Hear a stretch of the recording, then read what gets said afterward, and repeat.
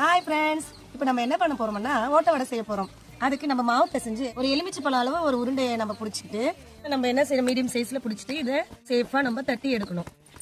எடுத்த பிறகு மெலிசா வரணும். கனமா இருந்ததுனாக்கா சரியா வராது. கொஞ்சம் மெலிசா தட்டி எடுத்துட்டு சேஃபான ஒரு மூடியவோ இல்லை ஏதாவது ஒரு கப்பை வச்சு நம்ம என்ன செய்யணும், அதை சேஃபா வந்து இப்படி ஒரு சேஃபா எடுத்து கட் பண்ண பிறகு அதுல ஒரு சின்ன சின்ன ஹோல்ஸை போட்டு எடுத்துக்கணும் ஒரு குச்சியால. ஓ அப்படிங்களா? இந்த ஹோல்ஸ் போறதுனால தான் இது பேர் ஓட்ட வடைங்களா? ஆமாங்க, ஒரு ஹோல்ஸை போட்டுட்டு அதை எடுத்து அப்படியே நம்ம போட்டோம்னா எங்க போடணும்?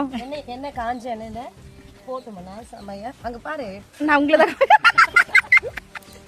போட்டது காமிங்க. ஒரு கலர் வந்த பிறகு எடுத்தோம்னா சூப்பரான ஓட்ட வடை ரெடி ஆயிடுங்க. ஓட்ட வடை சரி, அதை ஏன் விரிசல் இருக்குங்க? என்னங்க ஓட்ட வடையில ஓட்ட இல்லாம விரிசலா இருக்கு? நிலநடுக்கம் எதனா வந்துச்சா?